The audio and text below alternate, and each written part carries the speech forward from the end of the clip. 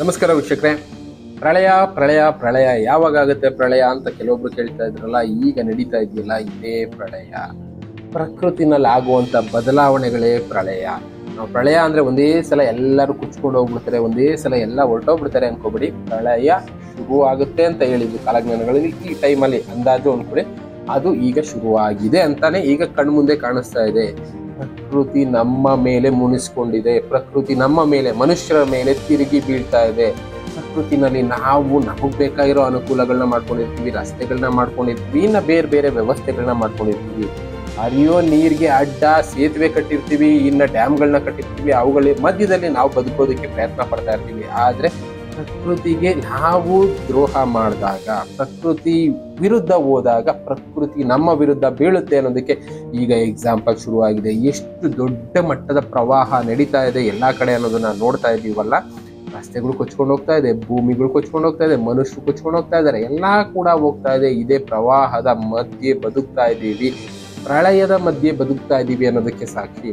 ಇನ್ನು ಟೂರಿಸ್ಟ್ಗಳು ಎಷ್ಟೋ ಜನ ವಿಡಿಯೋಗಳು ಮಾಡಿ ಫೇಸ್ಬುಕ್ಕಲ್ಲಿ, ಇನ್ಸ್ಟಾಗ್ರಾಮಲ್ಲಿ, ಯೂಟ್ಯೂಬಲ್ಲಿ ಹಾಕ್ತಾನೆ ಇದ್ದಾರೆ. ಹೊರಗಡೆ ಹೋದಾಗ ಈ ಥರ ಕಷ್ಟಗಳನ್ನ ಅನುಭವಿಸ್ತಾ ಇದ್ದೀವಿ ಅಂತ ಕಷ್ಟ ಎಲ್ಲರಿಗೂ ಇದೆ. ಈಗ ನೋಡ್ಬೋದು, ಇಲ್ಲಿ ವಿಡಿಯೋದಲ್ಲಿ ನೀವು ನೋಡ್ತಾ ಇದ್ದೀರಾ ಯಾವ ಮಟ್ಟಕ್ಕೆ ಮಳೆ ಬರ್ತಾ ಇದೆ, ಚೆನ್ನಾಗಿ ಕುಚ್ಕೊಂಡು ಹೋಗ್ತಾ ಇದ್ದಾರೆ ಅಂತ. ಅಷ್ಟೇ ಅಲ್ಲ, ಇನ್ನು ಜಾಸ್ತಿ ಆಗ್ತಾನೂ ಹೋಗುತ್ತೆ ಅಂತ ಸೈಂಟಿಸ್ಟ್ಗಳು ಹೇಳಿದ್ರು, ಕಾಲಜ್ಞಾನಿಗಳು ಹೇಳಿದ್ರು. ಭೂಮಿ ಮೇಲೆ ಬದಲಾವಣೆಗಳಾಗೋ ಸಮಯ ಬಂದಿದೆ ಅನ್ನೋದಕ್ಕೆ ಎಲ್ಲ ಕೂಡ ಸಾಕ್ಷಿ ಅಂತ ಅನ್ನಿಸ್ತಾ ಇದೆ. ನೋಡಿ, ಬೇಕಾದ್ರೆ ನೀವು ಎಷ್ಟೋ ವಿಡಿಯೋಗಳಲ್ಲಿ ನೀವು ನೋಡ್ಬೋದು, ಎಲ್ಲ ಕಡೆ ಒಂದೇ ರೀತಿ ಆಗ್ತಾ ಇರೋದು. ಸದ್ಯಕ್ಕೆ ಶುರುವಾಗಿರುವಂಥದ್ದು ಜಲಪ್ರಳಯ. ಜಲಪ್ರಳಯದ ಜೊತೆಗೆ ಕೆಲವೊಂದು ಜಾಗದಲ್ಲಿ ಭೂಮಿ ಮೇಲೆ ಅಗ್ನಿ ಪ್ರಳಯ ಕೂಡ ನಡೀತಾ ಇದೆ. ಅಗ್ನಿ ಪ್ರಳಯ, ಜಲಪ್ರಳಯದ ಜೊತೆ ಇನ್ನ ಬೇರೆ ಬೇರೆ ರೀತಿ ಪ್ರಳಯಗಳು ಶುರು ಆಗಬಹುದು. ಭೂಪ್ರಳಯ, ಭೂ ಕುಸಿತಗಳಾಗ್ತಾ ಇರೋದೇ ಭೂಪ್ರಳಯ. ಭೂಕಂಪಗಳು ಜಾಸ್ತಿ ಆಗ್ತಾ ಹೋಗುತ್ತೆ. ನಾವು ಹೇಳಿದ್ನಲ್ಲ, ಬೆಟ್ಟ ಗುಡ್ಡಗಳನ್ನ ಕೊರೆದು ಮನುಷ್ಯರಿಗೆ ಏನು ಬೇಕು ಅಂತ ಅನುಕೂಲಗಳನ್ನ ಮಾಡ್ಕೊಂಡಿರ್ತೀವಿ. ಈ ವಿಡಿಯೋದಲ್ಲೂ ನಮಗೆ ಕಾಣಿಸ್ತಾ ಇದೆ. ಆದರೆ ಏನಾಗುತ್ತೆ, ಇದ್ದಕ್ಕಿದ್ದಾಗೆ ಭೂಮಿ ಸ್ವಲ್ಪ ಅಲುಗಾಡಿದ್ರು ಅಂತ ಬೆಟ್ಟ ಗುಡ್ಡಗಳು ಕುಸಿಯುವಂಥ ಚಾನ್ಸಸ್ ಇದೆ. ದೊಡ್ಡ ದೊಡ್ಡ ಮರಗಳು ಭೂಮಿನಲ್ಲಿ ಬೇರು ಬಿಟ್ಕೊಂಡು ಬೆಳೆದು ಅಂತ ಬೆಟ್ಟ ಗುಡ್ಡಗಳ ಮೂವ್ಮೆಂಟ್ನ ತಡೆದಿರುತ್ತೆ. ಇಲ್ಲ, ಬಂಡೆಗಳು ಒಂದಕ್ಕೆ ಒಂದು ಅಂಟ್ಕೊಂಡು ಆ ಮೂವ್ಮೆಂಟ್ನ ತಡೆದಿರುತ್ತೆ. ಆದರೆ ಇಲ್ಲಿ ಏನಾಗ್ತಾ ಇದೆ ಬದಲಾವಣೆ, ನಾವು ಮನುಷ್ಯರು ನಮ್ಮ ರಸ್ತೆಗಳನ್ನ ಮಾಡ್ಕೊಳ್ಳೋದಕ್ಕೆ, ನಾವು ಬದುಕೋ ವ್ಯವಸ್ಥೆಗಳನ್ನ ಕಂಡುಕೊಳ್ಳೋದಕ್ಕೆ ಸಮಾಜದಲ್ಲಿ, ಪ್ರಕೃತಿನಲ್ಲಿ ಬದಲಾವಣೆಗಳನ್ನ ಮಾಡ್ತಾನೆ ಇರ್ತೀವಿ. ಆ ಬದಲಾವಣೆಗಳಿಂದ ಈ ಕಷ್ಟಗಳನ್ನ ಅನುಭವಿಸ್ತಾರೆ. ಇದು ನಮ್ಮ ದೇಶದಲ್ಲಿ ಮಾತ್ರ ಅಂತ ಅಲ್ಲ, ಸೌದಿ ಅರೇಬಿಯಾದಲ್ಲೂ ನೀವು ಇನ್ಕ್ಲೂಡಿಂಗ್ ಡೇಟ್ ಸಮೇತ ವಿಡಿಯೋಗಳಲ್ಲಿ ಹಾಕಿದ್ದಾರೆ, ನೀವು ನೋಡ್ಬೋದು. ಸೌದಿ ಅರೇಬಿಯಾದಲ್ಲಿ ಮರಳುಗಾಡು ಬಿಟ್ಟು ನೀರು ನೋಡಿದ್ದೇ ಇಲ್ಲ ಅಂತ ದೇಶದಲ್ಲೂ ಕೂಡ ಈಗ ಮಳೆ ಬಂದು ಕೊಚ್ಕೊಂಡು ಹೋಗ್ತಾ ಇದೆ ಅಂದರೆ ಲೆಕ್ಕ ಹಾಕ್ಕೊಳ್ಳಿ. ಈ ವಿಡಿಯೋದಲ್ಲಿ ಒಂಟೆಗಳು ಯಾವ ರೀತಿ ಮರಳುಗಾಡಲ್ಲಿ ಒದ್ದಾಡ್ತಾ ಇದ್ದಾವೆ ಅಂದರೆ ಎಷ್ಟು ಮಳೆ ಪ್ರಮಾಣ ಜಾಸ್ತಿ ಆಗಿದೆ. ಮಳೆ ನೋಡದೇ ಇದ್ದಂಥ ಜಾಗದಲ್ಲೆಲ್ಲ ಈಗ ಮಳೆ ಸುರಿತಾ ಇದೆ, ಜಲಪ್ರಳಯ ಕಾಡ್ತಾ ಇದೆ. ಚೈನಾ, ಫ್ರಾನ್ಸು, ಇಂಡಿಯಾ, ಟರ್ಕಿ ಎಲ್ಲ ಕಡೆ ಈ ರೀತಿ ಜಲಪ್ರಳಯ ಇದೆ. ಅದರಲ್ಲೂ ಟರ್ಕಿನಲ್ಲಿ ಜಲಪ್ರಳಯನೂ ಇದೆ ಒಂದು ಕಡೆ ಅಗ್ನಿ ಪ್ರಳಯ, ಬೆಂಕಿ ಕಾಡನ್ನ ಸುಡ್ತಾ ಇದೆ. ಎಷ್ಟೋ ಹೆಕ್ಟೇರ್ ಕಾಡುಗಳು ಸುಟ್ಟೋಗಿದೆ. ಚೈನಾದಲ್ಲಂತೂ ಪರಿಸ್ಥಿತಿ ತುಂಬ ಕೆಟ್ಟದಾಗಿದೆ. ನಮ್ಮ ದೇಶಕ್ಕಿಂತ 4 ಪಟ್ಟು ಕೆಟ್ಟದಾಗಿ ಚೈನಾ ಒದ್ದಾಡ್ತಾ ಇದೆ. ಊರೇ ಮುಳುಗೋಗ್ತಾ ಇದೆ. ಇನ್ನು ಫ್ರಾನ್ಸಲ್ಲಿ ನೋಡ್ಬೋದು ಯಾವ ರೀತಿ ಆಗ್ತಾ ಇದೆ. ಇನ್ನು ಇಟಲಿನಲ್ಲಿ, ಇನ್ನು ಬೇರೆ ಬೇರೆ ಕಡೆ ದಪ್ಪ ಆನೆಕಲ್ಲುಗಳು. ಎಷ್ಟು ದಪ್ಪ ಇದೆ ಆನೆಕಲ್ಲು ಅಂದರೆ, ಒಬ್ಬ ಮನುಷ್ಯನ ತಲೆ ಮೇಲೆ ಆ ಕಲ್ಲುಗಳು ಬಿದ್ದರೆ ಮನುಷ್ಯ ಸತ್ತೇ ಹೋಗ್ತಾನೆ. ಅವ್ರು ಮಾಡಿದ್ದಂಥ ಆಸ್ತಿಗಳು, ದೊಡ್ಡ ದೊಡ್ಡ ಬಂಗ್ಲೆಗಳು, ಕಾರುಗಳು, ಈ ದಾಳಿಯಿಂದ, ಪ್ರಕೃತಿ ದಾಳಿಯಿಂದ ಎಲ್ಲ ಕೊಚ್ಕೊಂಡು ಹೋಗ್ತಾ ಇದೆ. ನನ್ನದು ಅಂತ ಸಾವಿರಾರು ಕೋಟಿ ಆಸ್ತಿ ಮಾಡಿರ್ತೀರ, ಸದ್ಯಕ್ಕೆ ಬದುಕುಳಿದ್ರೆ ಸಾಕು ಅನ್ನೋಂಥ ಪರಿಸ್ಥಿತಿ ಮನುಷ್ಯರು ಬಂದಿದೆ. ಈ ವಿಡಿಯೋಗಳಲ್ಲಿ ನೀವು ನೋಡ್ತಾ ಇದ್ದೀರಾ ಅನ್ಕೊಳ್ತೀನಿ. ಏನಂದ್ರೆ, ಈ ಕಾರ್ಗಳಲ್ಲಿ ಹೋಗ್ತಾ ಇರ್ತೀವಿ, ಕಾರ್ಗಳೇ ಕೊಚ್ಕೊಂಡು ಹೋಗ್ತಾ ಇದ್ದೀವಿ. ಕೋಟ್ಯಾಂತರ ರೂಪಾಯಿ ಕೊಟ್ಟು ಮನೆಗಳನ್ನ ಕಟ್ಟಿರ್ತೀವಿ, ಸೇಫ್ ಆಗಿದೆ ಅನ್ಕೊಂಡಿರ್ತೀವಿ, ಅಂತ ಮನೆಗಳು ಕೊಚ್ಕೊಂಡು ಹೋಗುತ್ತೆ. ಇನ್ನು ಕಡಿಮೆ ರೇಟಿಗೆ ಸಿಕ್ತು ಅಂತ ಮೋರಿ ಪಕ್ಕ ಅಲ್ಲಿ ಇಲ್ಲಿ ಜಾಗಗಳನ್ನ ತಗೊಂಡ್ಬಿಟ್ಟು ಸಣ್ಣ ಪುಟ್ಟ ಮಿಡಲ್ ಕ್ಲಾಸ್ ಅವರು ಮನೆಗಳನ್ನ ಕಟ್ಕೊಂಡ್ಬಿಡ್ತೀವಿ. ಆ ಮನೆಗಳು ಕೂಡ ಈ ಮಳೆಗೆ ಕೊಚ್ಕೊಂಡು ಹೋಗುತ್ತೆ.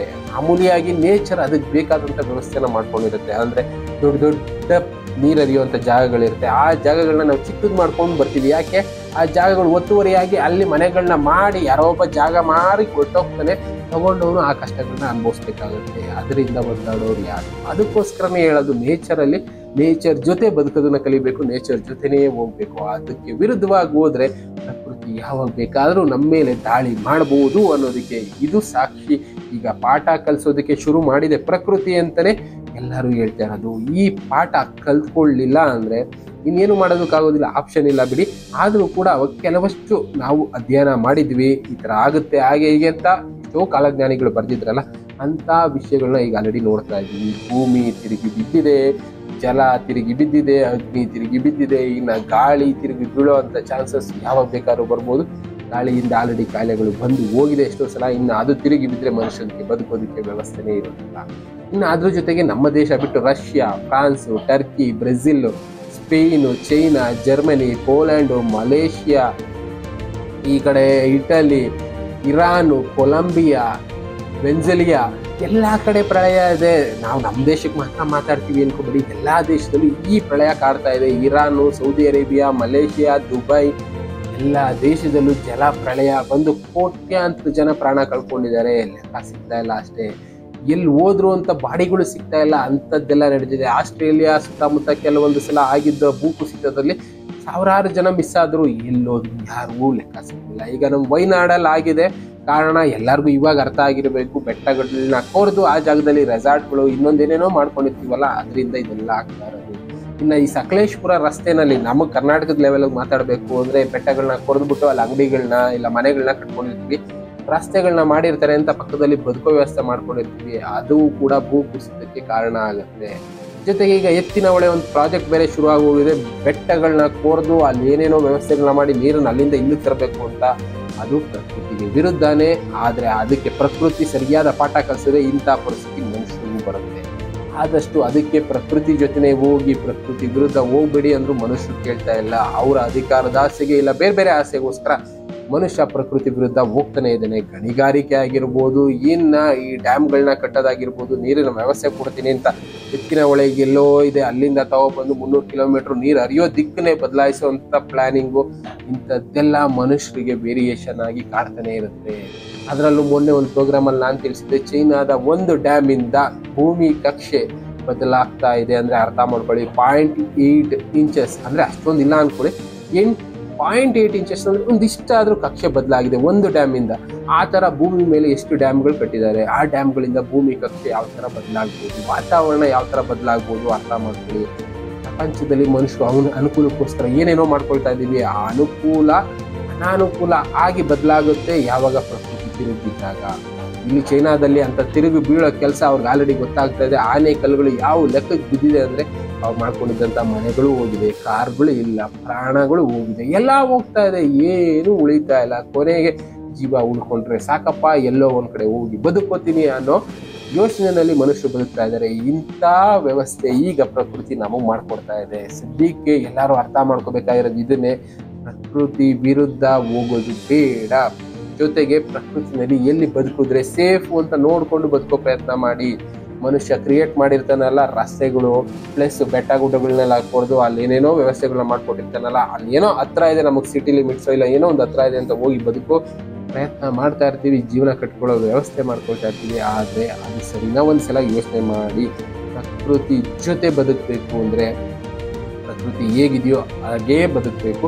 ಅದಕ್ಕೆ ಅಡೆತೊಡೆ ವಿರೋಧ ಅನ್ನೋದು ಆಗಬಾರ್ದು. ಅಂಥ ವ್ಯವಸ್ಥೆಗಳನ್ನ ನೀವು ಮಾಡಿ, ನಾವು ಮಾಡೋ ಪ್ರಯತ್ನ ಮಾಡ್ತಾ ಇರೋಣ. ಇಲ್ಲ ಅಂದರೆ ಪ್ರಕೃತಿ ಈ ರೀತಿ ಪಾಠಗಳನ್ನ ಕಲಿಸ್ತಾನೆ ಇರುತ್ತೆ.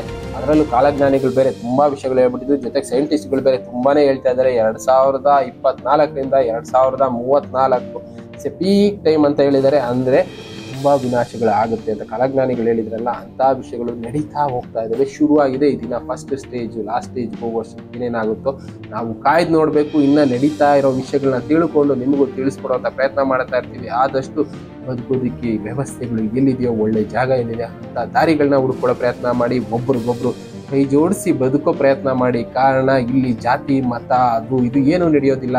ಇಂತಕ್ಕೆ ಅಂದರೆ ಪ್ರಕೃತಿ ವಿರುದ್ಧ ನಿಂತ್ಕೊಂಡಾಗ ಪ್ರಕೃತಿ ಯಾವ ಜಾತಿಯವ್ರನ್ನೂ ನೋಡೋದಿಲ್ಲ, ಯಾವ ಧರ್ಮದವ್ರನ್ನೂ ನೋಡೋದಿಲ್ಲ, ಎಲ್ಲರೂ ಒಟ್ಟಿಗೆ ಕರ್ಕೊಂಡು ಹೋಗುತ್ತೆ. ಆದರೆ ಎಲ್ಲ ಜಾತಿ ಧರ್ಮದವರು ಕೈ ಜೋಡಿಸಿ ಒಟ್ಟಿಗೆ ಬದುಕ್ತೀವಿ ಅಂತ ಬದುಕೋ ಪ್ರಯತ್ನ ಮಾಡಿದ್ರೆ ಒಬ್ರನ್ನೊಬ್ರು ಕಾಪಾಡ್ಕೊಳ್ಳೋ ಕೆಲಸ ಮಾಡ್ಬೋದು. ಆಗ ಮಾತ್ರ ಮನುಷ್ಯ ಕುಲದಲ್ಲಿ ಸ್ವಲ್ಪ ಜನನಾದ್ರೂ ಉಳ್ಕೊಳ್ತಾರೇನೋ. ಇಲ್ಲ ಅಂದರೆ ಪ್ರಕೃತಿ ಎಲ್ಲರನ್ನೂ ಕುಚ್ಕೊಂಡು ಹೋಗೋ ಕೆಲಸ ಮಾಡುತ್ತೆ. ಕಾಲಜ್ಞಾನಿಗಳು ಆಗಲೇ ತಿಳಿಸಿದ್ರು, ಇಂಥ ಸಮಯ ಬರುತ್ತೆ ಆಗ ಎಲ್ಲ ಧರ್ಮದವರು ಒಂದಾಗಿ ಬದುಕುವಂಥ ಕಾಲ ಬರುತ್ತೆ ಅಂತ. ಈಗ ಸಮಯ ಬಂದಿದೆ. ವಯನಾಡಲ್ಲಿ ಆಗಿರುವಂತ ದುರಂತ ನೋಡಿದೀವಲ್ಲ, ಆಗ ಜನ ಎಲ್ಲಾರನ್ನೂ ಕಾಪಾಡೋ ಕೆಲಸ ಮಾಡಿದ್ರು. ಈ ಧರ್ಮದವನು ಆ ಧರ್ಮದವನು ಅಂತ ಕಾಪಾಡೋ ಕೆಲಸ ಮಾಡಲಿಲ್ಲ. ಆ ರೀತಿ ಬದುಕಿದ್ರೆ ಮಾತ್ರ ಪ್ರಕೃತಿ ಜೊತೆ ನಾವು ಬದುಕಬಹುದು. ಇಲ್ಲ ಅಂದ್ರೆ ಪ್ರಕೃತಿ ನಮಗೆ ಪಾಠ ಕಲಿಸ್ತಾನೆ ಇರುತ್ತೆ. ಆ ಪ್ರಕೃತಿನ ಮೀರಿ ನಾವೇನು ಮಾಡೋದಕ್ಕಾಗೋದಿಲ್ಲ. ಆದಷ್ಟು ಒಂದಾಗಿ ಬಾಳಿ, ಪ್ರಕೃತಿ ಜೊತೆ ಬಾಳಿ. ಇಲ್ಲ ಅಂದ್ರೆ ಅನಾಹುತಗಳನ್ನ ಎದುರಿಸೋದಕ್ಕೆ ರೆಡಿ ಆಗಿರಿ ಅಂತ ಹೇಳ್ತಾ, ಇನ್ನು ಇದೇ ರೀತಿ ಎಷ್ಟೋ ವಿಷಯಗಳ ಜೊತೆ ಮತ್ತೆ ಸಿಗ್ತೀನಿ. Thank you. Good bye.